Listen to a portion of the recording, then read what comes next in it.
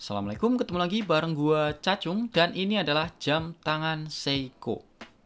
Nah, kita review Seiko lagi nih guys. Bagian luar box ini ada outer cover warna putih yang ada logo Seiko di atasnya. Terus di dalam sini masih ada lagi box Seiko. Ini box Seiko standar ya, bukan yang limited ataupun special edition.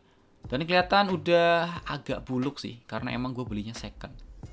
Di dalam box ada buku garansi dan di dalamnya lagi ada kartu garansinya. Oke, ini dia jam tangannya Seiko SKX 007.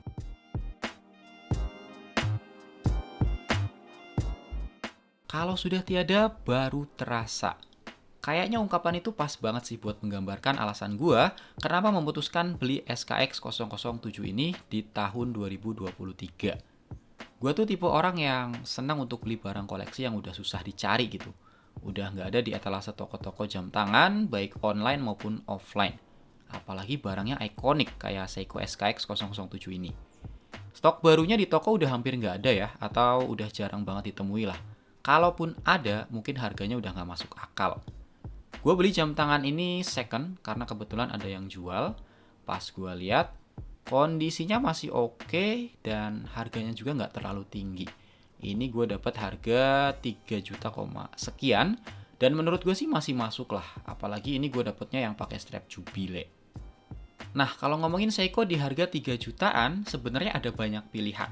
Ada line up Prospect, Presage, dan yang lagi rame sekarang adalah Seiko 5 Sport yang basicnya menggunakan desain Seiko SKX ini. Kemarin waktu gue posting jam tangan ini di tab komunitas, ada juga yang komen. Kenapa nggak ambil Seiko 5 Sport aja bang kalau pengen desain kayak gini? Kan lebih baru tuh, dan move-nya juga udah upgrade pakai yang 4R36. Nah, di sini gue mau jawab. Ketika gue lebih milih beli SKX 007 ini, alasan pertamanya adalah karena harga. Gue dapat harga relatif murah dan gak beda jauh sama harga Seiko 5 Sport. Dengan harga yang relatif sama, ya jelas gue pilih SKX dong, statusnya legend, iconic, dan udah true diver, yang mana build quality-nya lebih solid. Dan lagi kalau mau beli Seiko 5 Sport, itu kan bisa kapan aja, karena produknya masih baru, jadi ready stock di mana-mana. Tapi kalau mau beli Seiko SKX 007, kita harus belusukan dulu, dan belum tentu sehari atau 2 hari langsung dapat. Jadi bisa dibilang gue nggak sengaja juga sih buat beli Seiko SKX 007 ini. Karena kebetulan ada yang jual, harganya cocok, jadi gue beli. Kalau masalah movement, oke lah, SKX 007 ini udah ketinggalan dibanding Seiko 5 Sport atau yang biasa disebut juga Seiko 5KX. SKX 007 ini menggunakan kaliber 7S26, sedangkan Seiko 5KX menggunakan kaliber yang lebih baru, yaitu 4R36. Tapi kalau kalian mau tahu, kaliber 4R36 itu basicnya atau sejatinya adalah kaliber 7S26 yang udah di-upgrade. Jadi keduanya masih punya banyak kesamaan dari segi spek dan juga kualitas. Nah, perbedaan yang paling signifikan, di kaliber 4R36 dia udah ditambahkan fitur manual winding dan juga hack mechanism. Kalau untuk spek lainnya kayak power reserve, akurasi, dan juga runningnya sih masih sama. Jadi kaliber atau mesin 7S26-nya SKX 007 ini tetap nggak bisa diremehkan. Seenggaknya untuk saat inilah. Untuk tampilan, gue udah nggak bisa bilang apa-apa selain perfect.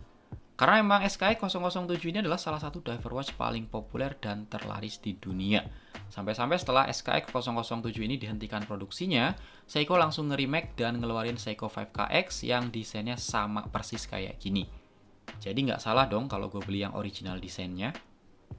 Kalau untuk fitur, karena ini true diver watch, jadi udah punya standar water resist 200 meter dengan dilengkapi sertifikat ISO 6425. Yang mana jam tangan ini telah memenuhi standar industri jam tangan divers yang ada di dalam ISO 6425. Terus untuk kalendernya juga udah komplit, ada day and date. Dan yang pasti bezelnya unidirectional dengan 120 klik.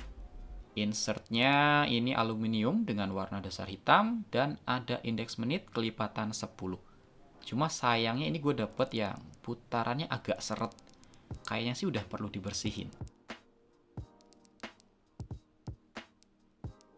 Satu lagi fitur yang nggak boleh ketinggalan di jam tangan diver adalah luminous. Nah, kalau sebuah jam tangan udah dapat ISO 6425, artinya untuk luminous juga udah sesuai standarisasi yang telah ditentukan. Jadi no debat. Luminousnya mantep banget. Kemudian untuk build quality udah sangat solid dengan casing berbahan stainless steel. Di sini ada dua jenis finishing ya. Dominannya sih polish, cuma bagian case yang mengarah ke atas ini dikasih finishing brush. Cakep banget. Bagian crown di posisi jam 4 dengan crown guard yang sama tinggi atau sejajar biar lebih aman pastinya. Dan jenis crownnya ini screw down. Jadi kalau mau setting kita buka dulu dengan cara putar berlawanan arah jarum jam sampai ngelos. Nah kayak gini. Setelah itu baru tarik setengah dan putar searah jarum jam untuk setting tanggal.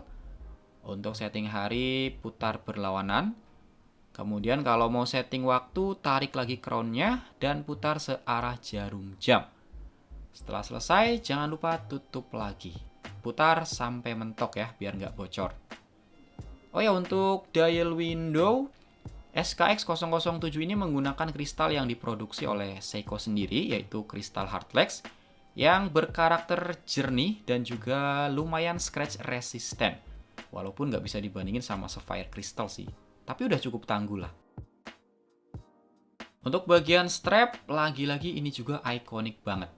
Strapnya bracelet stainless steel jenis Jubilee atau Jubilee atau apalah sebutannya ya. Nah walaupun jenisnya rantai, tapi ini fleksibel banget guys.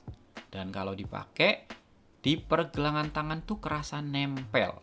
Karena saking fleksibelnya dia bisa ngikutin bentuk pergelangan tangan kita. Yang gua rasain sih nyaman banget pakai strap ini. Terus untuk clasp juga bagus, materialnya stainless steel, ada engrave Seiko-nya. Cakep. Dan di sini ada banyak lubang adjuster ya, ada 5. Jadi sangat memudahkan kita untuk meresize atau ngepasin ukuran rantainya biar benar-benar nyaman di pergelangan tangan. Next untuk bagian belakang di sini ada logo ombak khasnya Seiko Diver. Selain itu ada info movementnya, scuba divers, ada kode produksi dan WP stainless steel. Terus di bawah end-link strap ini ada kode juga ya. Dan untuk tipe casebacknya sendiri pakai yang screw down caseback.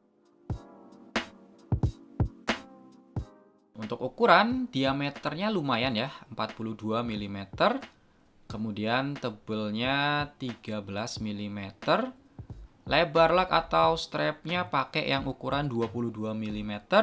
Dan lug-to-lugnya relatif pendek, cuma 45 mm. Dan hal inilah yang akhirnya membulatkan tekad gue buat ambil SKX 007 ini. Karena lebar tangan gue kan 48 mm. Sedangkan lug-to-lug SKX 45 mm. Nah, di situ masih ada spare tuh 3 mm. Kalau dibilang ideal sih enggak, tapi secara hitung-hitungan harusnya masih pas karena ujung-ujung lugnya belum offside. Tapi kalau pengen lebih ideal sih harusnya gue ambil yang SKX 013.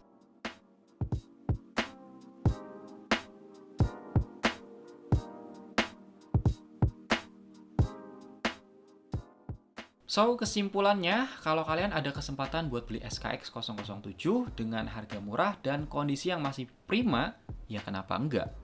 Walaupun nggak salah juga sih kalau kalian lebih milih Seiko 5 Sport atau Seiko 5KX. Tapi, value-nya jelas nggak bisa dibandingin.